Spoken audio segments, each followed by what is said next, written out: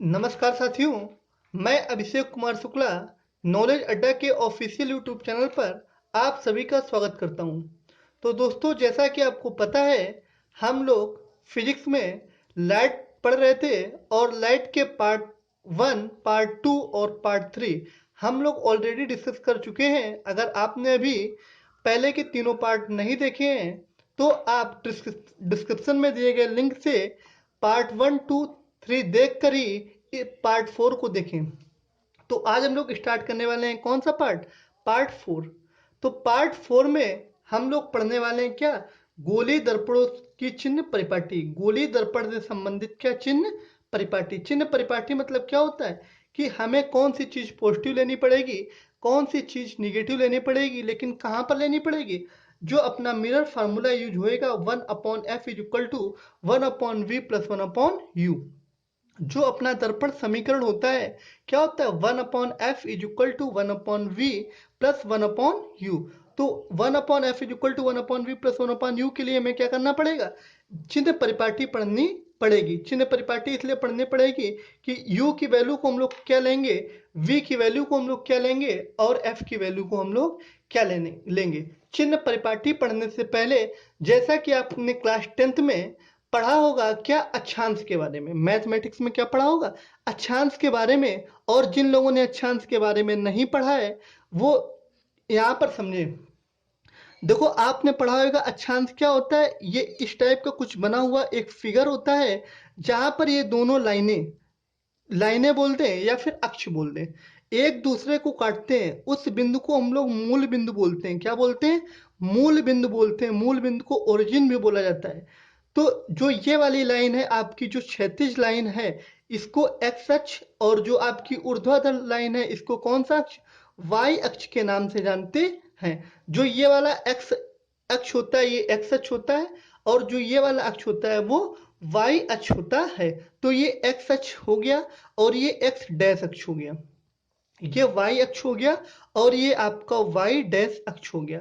हमें पता है जो मूल बिंदु के दाईं तरफ होगा, जो मूल बिंदु के दाईं तरफ होगा उसको हम लोग पॉजिटिव लेते हैं। मूल बिंदु के दाईं तरफ मतलब मूल बिंदु से जो एक्स अक्ष की दिशा में होगा, जितनी भी चीजें मूल बिंदु से एक्स अक्ष की दिशा में होंगी उसको हम लोग कैसे लेंगे? पॉजिटिव लेंगे, मतलब धनात्मक लेते हैं। और जो चीजें मूल बिंदु से एक्स डैश अक्ष की दिशा में होती हैं, जो चीजें मूल बिंदु से एक्स डैश अक्ष की दिशा में होती हैं उनको हम लोग क्या लेते हैं? निगेटिव लेते हैं, मतलब उनको हम लोग माइनस साइन के साथ रिप्रेजेंट करते हैं। कहने का मतलब हुआ कि मूल बिंदु के दाईं तरफ चीजों को धनात्मक, जबकि मूल बिंदु के बाईं तरफ चीजों को ऋणात्मक लिया जाता है। अब बाईं तरफ मतलब होता है आपके उल्टे हाथ की तरफ, और दाईं तरफ मतलब होता है आपके सीधे हाथ की तरफ। जिधर आप मान लो आप यहाँ पे खड़े हैं मूल बिंदु पे, तो मूल बिंदु पे आप खड़े हैं तो मूल बिंदु के इस साइड आपका कौन सा हाथ, राइट हाथ होगा, वो होगा राइट हैंड साइड। और इधर कौन सा होगा? Left hand side. जिधर आपका राइट हैंड साइड होगा उधर हमेशा धनात्मक लेंगे, और जिधर आपका लेफ्ट हैंड साइड होगा उधर क्या लेंगे? ऋणात्मक। मतलब दाहिने हाथ की, सीधे हाथ की तरफ आपको प्लस वाली वैल्यू लेनी है और उल्टे हाथ की तरफ आपको माइनस वाली वैल्यू लेनी है। किसमें? एक्स अक्ष में। उसके बाद ऊपर की तरफ देखते हैं, जो आपकी ऊर्ध्वाधर लाइन है, ऊपर आपका एक्स अक्ष और नीचे आपका, सॉरी, ऊपर आपका वाई अक्ष और नीचे आपका क्या? वाई डैश अक्ष होता है। जो ऊपर वाला अक्ष होता है, तो जैसा कि हम लोग पढ़ रहे थे क्या, एक्स अक्ष के बारे में पढ़ चुके हैं, अब क्या पढ़ रहे हैं? वाई अक्ष पे। तो जो वाई अक्ष ऊपर वाला होता है ये हमेशा पॉजिटिव लिया जाएगा, और जो वाई डैश अक्ष होगा ये हमेशा कैसा लिया जाएगा? निगेटिव साइन के साथ लिया जाएगा। तो इसी चीज को अब हमें कहाँ पे फॉलो करना है? इसी चीज को अब हमें अपनी चिन्ह परिपाटी में फॉलो करना है। तो देखिएगा, ये आपका एक कोई दर्पण, जैसा कि आप लोग देख रहे हैं, ये आपको एक दर्पण दिख रहा है। ये आपको जब एक दर्पण दिख रहा है और इस दर्पण पे एक लाइन भी दिख रही है, इस दर्पण पे आपको एक ये वाली लाइन भी दिख रही है। तो जो ये वाली लाइन है, क्षैतिज लाइन जो है, इसको हम लोग क्या बोलते हैं? मुख्य अक्ष बोलते हैं, जो कि हमने पिछले पार्ट में अच्छे से डिस्कस किया हुआ है। अब मान लेते हैं ये आपका ध्रुव है। हमने बताया था जो दर्पण का मध्य बिंदु होता है वो क्या कहलाता है? ध्रुव। फिजिक्स में इसको ध्रुव बोलते हैं और मैथ में इसको क्या बोलते हैं? मूल बिंदु बोलते हैं। फिजिक्स में इसको ध्रुव बोलते हैं और मैथ में इसको क्या बोलते हैं? मूल बिंदु ही बोल देते हैं इसी पॉइंट को। अब मान लो ये आपका मूल बिंदु हो गया, ये वाला पॉइंट, यही आपका ध्रुव हो गया। अब क्या हुआ, अभी हमने थोड़ी देर पहले बताया था। अब जैसे यहाँ पे देखो आप, जो ये वाला पोर्शन था ये कैसा था? निगेटिव पोर्शन था कि नहीं था? जब ये वाला पोर्शन निगेटिव था तो निश्चित रूप से ये वाला पोर्शन भी कैसा हो जाएगा? निगेटिव हो जाएगा, क्योंकि ये एक्स डैश अक्ष को रिप्रेजेंट करने लगेगा। जब ये एक्स डैश अक्ष को रिप्रेजेंट करने लगेगा तो ये वाला पोर्शन कैसा हो जाएगा? निगेटिव हो जाएगा। और ये जो ध्रुव के इधर वाला पोर्शन है, दर्पण के पीछे वाला जो पोर्शन है, ये आपका एक्स डैश एक्स अक्ष की तरफ चला गया तो ये आपका कैसा हो जाएगा? धनात्मक हो जाएगा। मतलब जो दर्पण है उसके आगे वाला जो पोर्शन होगा इसमें वो कैसा होगा? निगेटिव होगा। और दर्पण के जो पीछे वाला पोर्शन हो जाएगा वो कैसा हो जाएगा? पॉजिटिव हो जाएगा। इतनी बात आपको समझ आई होगी। अगर ऐसे नहीं समझ में आया तो मान लो अगर दर्पण के पास हम मुंह करके खड़े हो जाए तो दर्प जो हमारे उल्टे हाथ की तरफ होगा, जो हमारे कहाँ होगा? उल्टे हाथ की तरफ होगा, उसको हम लोग निगेटिव लेंगे, उसको हम लोग क्या लेंगे? निगेटिव लेंगे। और जो हमारे सीधे हाथ यानी राइट हैंड साइड की तरफ होगा उसको हम लोग क्या लेंगे? धनात्मक। यानी कि उसके बाद देखो क्या होता है।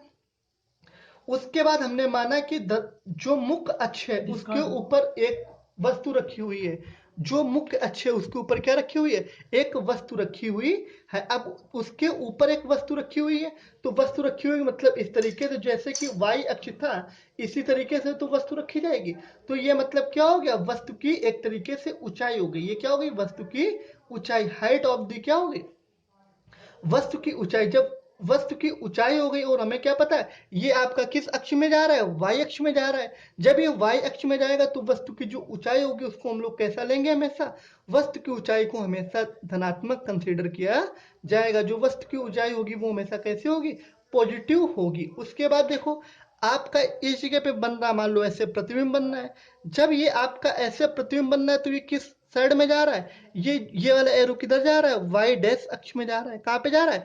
वाई डैश अक्ष में जा रहा है। जब ये वाला पोर्शन वाई डैश अक्ष में जा रहा है मतलब कैसा हो जाएगा? तो ये आपका ऋणात्मक हो जाएगा। ये आपका कैसा हो जाएगा? ऋणात्मक हो जाएगा। मतलब जो प्रतिबिंब बन रहा है, जो नीचे की तरफ एरो दिख रहा है, ये आपका क्या हो जाएगा? ऋणात्मक हो जाएगा। उसके बाद देखो ये हमने बना लिया कि एक आपका क्या है? दर्पण है। उसके बाद ये आपका क्या है? एक दर्पण है। और इस दर्पण के लिए मान ले हमने क्या, ये इसका एक मुख्य अक्ष हो गया। जब ये दर्पण का मुख्य अक्ष हो गया तो हमने दर्पण के ऊपर क्या रख दी? एक वस्तु रख दी। दर्पण के ऊपर एक हमने मान ली कोई वस्तु ए भी रख दी। जब दर्पण के ऊपर एक वस्तु रख दी तो दर्पण पे एक वस्तु टकराई और टकराने के बाद क्या हो गई? परावर्तित हो गई। टकराने के बाद क्या हो गई? परावर्तित हो गई। और दर्पण पे पॉलिश भी है आपकी। दर्पण पे क्या है आपकी? पॉलिश। और पॉलिश किसकी होती है? रेड ऑक्साइड की पॉलिश होती है। उसके बाद क्या हुआ? दर्पण से एक दूसरी आपतित किरण निकली जो यहाँ पे टकराई और टकराने के बाद इसी दिशा में क्या हो गई? परावर्तित भी हो गई। जहां तो ये क्या हो गई आपकी?